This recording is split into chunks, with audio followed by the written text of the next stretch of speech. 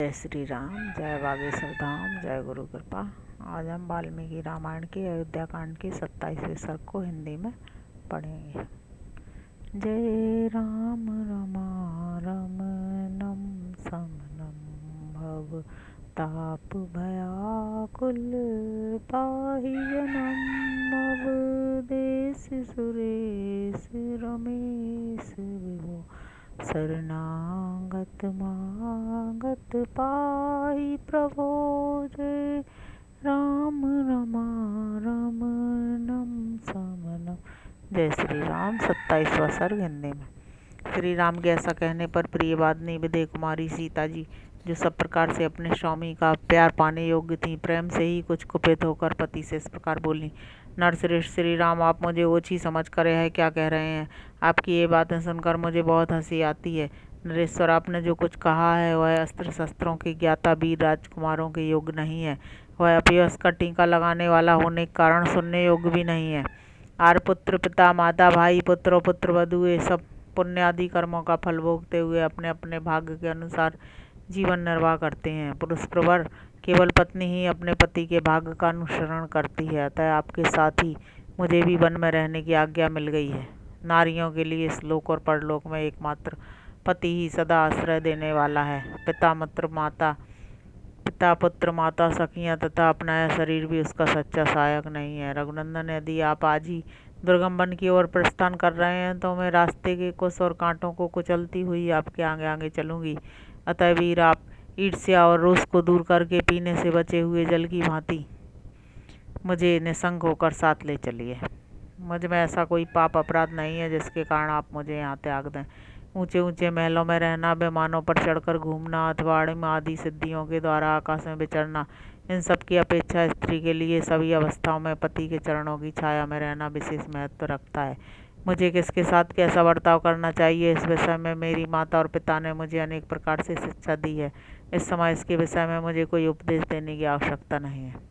अतः नाना प्रकार के वन्य पशुओं से व्याप्त तथा सिंहों और व्याघ्रों से सेवित उस निर्जन एवं दुर्गम वन में मैं अवश्य चलूंगी। मैं तो जैसे अपने पिता के घर में रहती थी उसी प्रकार उस वन में भी सुखपूर्वक निवास करूंगी। वहाँ तीनों लोगों के ऐश्वर्य को भी कुछ न समझती हुई मैं सदा पतिव्रत धर्म का चिंतन करती हुई आपकी सेवा में लगी रहूंगी। वीर, नियम पूर्वक रहकर ब्रह्मचर्य व्रत का पालन करूंगी और सदा आपकी सेवा में तत्पर रहकर आप ही के साथ मीठी मीठी सुगंध से भरे हुए वनों में विचरूंगी। दूसरों को मान देने वाले श्री राम, आप तो वन में रहकर दूसरे लोगों की भी रक्षा कर सकते हैं, फिर मेरी रक्षा करना आपके लिए कौन बड़ी बात है? महाभाग, अतः मैं आपके साथ आज अवश्य वन में चलूंगी, इसमें संशय नहीं है। मैं हर तरह चलने को तैयार हूँ, मुझे किसी तरह भी रोका नहीं जा सकता। वहाँ चलकर मैं आपको कोई कष्ट नहीं दूंगी, सदा आपके साथ रहूंगी और प्रतिदिन फल मूल खाकर ही निर्वाह करूंगी। मेरे इस कथन में किसी प्रकार के संदेह के लिए स्थान नहीं है। जब आपके आगे आगे चलूंगी और आपके भोजन कर लेने पर जो कुछ बचेगा उसे ही खाकर रहूंगी। प्रभु, मेरी बड़ी इच्छा है कि आप बुद्धिमान प्राणनाथ के साथ निर्भय हो वन में सर्वत्र घूमकर पर्वतों, छोटे छोटे तालाबों और सरोवरों को देखूं। आप मेरे वीर स्वामी हैं। मैं आपके साथ रहकर सुखपूर्वक उन सुंदर सरोवरों की शोभा देखना चाहती हूँ जो श्रेष्ठ कलमल पुष्पों से सुशोभित हैं तथा जिनमें हंस और कारंडव आदि पक्षी भरे रहते हैं। विशाल नेत्रों वाले आर्यपुत्र, आपके चरणों में अनुरक्त रहकर मैं प्रतिदिन उन सरोवरों में स्नान करूंगी और आपके साथ वहाँ सब और विचरूंगी। इससे मुझे परम आनंद का अनुभव होगा। इस तरह सैकड़ों या हजारों वर्षों तक भी यदि आपके साथ रहने का सौभाग्य मिले तो मुझे कभी कष्ट का अनुभव नहीं होगा। यदि आप साथ ना हो तो मुझे स्वर्गलोक की प्राप्ति भी अभिष्ट नहीं है।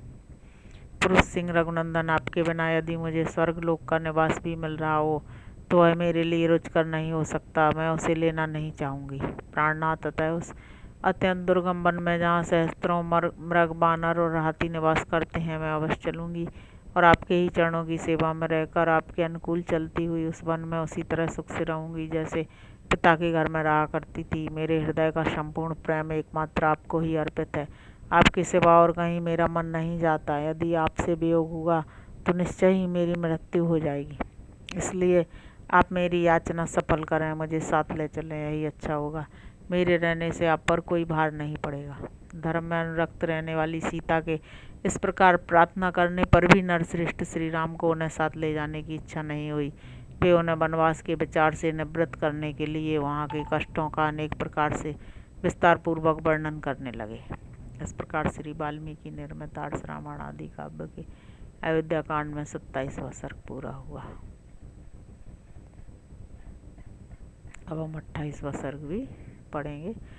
धर्म को जानने वाली सीता के इस प्रकार कहने पर भी धर्मवत्सल श्री राम ने वन में होने वाले दुखों को सोचकर उन्हें साथ ले जाने का विचार नहीं किया। सीता के नेत्रों में आंसू भरे हुए थे। धर्मात्मा श्री राम उन्हें वनवास के विचार से निवृत्त करने के लिए सांत्वना देते हुए इस प्रकार बोले। सीते, तुम अत्यंत उत्तम कुल में उत्पन्न हुई और सदा धर्म के आचरण में ही लगी रहती हो, अतः यहीं रहकर धर्म का पालन करो जिससे मेरे मन को संतोष हो। सीते, मैं तुमसे जैसा कहूँ वैसा ही करना तुम्हारा कर्तव्य है। तुम अबला हो, वन में निवास करने वाले मनुष्य को बहुत से दोष प्राप्त होते हैं, उन्हें बता रहा हूँ, मुझसे सुनो। सीते, वनवास के लिए चलने का यह विचार छोड़ दो। वन को अनेक प्रकार के दोषों से व्याप्त और दुर्गम बताया जाता है। तुम्हारे हित की भावना से ही मैं ये सब बातें कह रहा हूँ। जहाँ तक मेरी जानकारी है, वन में सदा सुख नहीं मिलता, वहाँ तो सदा दुख ही मिला करता है। पर्वतों से गिरने वाले झरनों के शब्द को सुनकर उन पर्वतों की कंदराओं में रहने वाले सिंह दहाड़ने लगते हैं। उनकी वह गर्जना सुनने में बड़ी दुखदायिनी प्रतीत होती है, इसलिए वन दुखमय ही है। सीते, सूने वन में निर्भय होकर क्रीड़ा करने वाले मतवाले जंगली पशु मनुष्य को देखते ही उस पर चारों ओर से टूट पड़ते हैं, अतः वन दुख से भरा हुआ है। वन में जो नदियाँ होती हैं उनके भीतर ग्राह निवास करते हैं, उनमें कीचड़ अधिक होने के कारण उन्हें पार करना अत्यंत कठिन होता है। इसके सिवा वन में मतवाले हाथी सदा घूमते रहते हैं। सब कारणों से वन बहुत ही दुखदायक होता है। वन के मार्ग लताओं और कांटों से भरे रहते हैं, वहाँ जंगली मुर्गे बोला करते हैं। उन मार्गों पर चलने में बड़ा कष्ट होता है तथा वहाँ आसपास जल नहीं मिलता, इससे वन में दुख ही दुख है। दिन भर के परिश्रम से थके मादे मनुष्य को रात में जमीन के ऊपर अपने आप गिरे हुए सूखे पत्तों के बिछौने पर सोना पड़ता है, अतः वन दुख से भरा हुआ है। सीते, वहाँ मन को बस में रखकर वृक्षों से स्वतः गिरे हुए फलों के आहार पर ही दिन रात संतोष करना पड़ता है, अतः वन दुख देने वाला ही है। मिथिलेश कुमारी, अपनी शक्ति के अनुसार उपवास करना, सिर पर जटा का भार ढोना और वल्कल वस्त्र धारण करना, यही वहाँ की जीवन शैली है। देवताओं का, पितरों का तथा आए हुए अतिथियों का प्रतिदिन शास्त्रोक्त विधि के अनुसार पूजन करना, यह वनवासी का प्रधान कर्तव्य है। वनवासी को प्रतिदिन नियम पूर्वक तीनों समय स्नान करना होता है, इसलिए वन बहुत ही कष्ट देने वाला है। सीते, वहाँ स्वयं चुनकर लाए हुए फूलों द्वारा वेदोक्त विधि से वेदी पर देवताओं की पूजा करनी पड़ती है, इसलिए वन को कष्टप्रद कहा गया है। मिथिलेश कुमारी जानकी, वनवासियों को जब जैसा आहार मिल जाए उसी पर संतोष करना पड़ता है, अतः वन दुख रूप ही है। वन में प्रचंड आंधी, घोर अंधकार, प्रतिदिन भूख का कष्ट तथा और भी बड़े बड़े भय प्राप्त होते हैं, अतः वन अत्यंत कष्टप्रद है। भामनी, वहाँ बहुत से पहाड़ी सर्प जो अनेक प्रकार के रूप वाले होते हैं दरबस बीच रास्ते में विचरते रहते हैं, अतः वन अत्यंत कष्टदायक है। जो नदियों में निवास करते और नदियों के समान ही कुटिल गति से चलते हैं, ऐसे बहुसंख्यक सर्प वन में रास्ते को घेर कर पड़े रहते हैं, इसलिए वन बहुत ही कष्टदायक है। अबले, पतंगे, बिच्छू, कीड़े, डांस और मच्छर वहाँ सदा कष्ट पहुँचाते रहते हैं, अतः सारा वन दुख रूप ही है। भामनी, वन में कांटेदार वृक्ष, कुश और कास होते हैं, जिनकी शाखाओं के अग्रभाग सब और फैले हुए होते हैं, इसलिए वन विशेष कष्टदायक होता है। वन में निवास करने वाले मनुष्य को बहुत से शारीरिक क्लेशों और नाना प्रकार के भयों का सामना करना पड़ता है, अतः वन सदा दुख रूप ही होता है।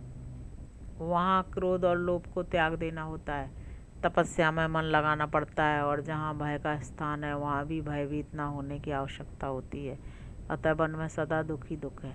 इसीलिए तुम्हारा वन में जाना ठीक नहीं है, वहाँ जाकर तुम सकुशल नहीं रह सकती। मैं बहुत सोच विचार कर देखता और समझता हूँ कि वन में रहना अनेक दोषों का उत्पादक बहुत ही कष्टदायक है। जब महात्मा श्री राम ने उस समय सीता को वन में ले जाने का विचार नहीं किया, तब सीता ने भी उनकी उस बात को नहीं माना। वे अत्यंत दुखी होकर श्री राम से इस प्रकार बोली। इस प्रकार श्री वाल्मीकि निर्मित आर्ष रामायण आदि काव्य के अयोध्या कांड में 28वां सर्ग पूरा हुआ। जय श्री राम, जय बागेश्वर धाम, जय गुरु कृपा।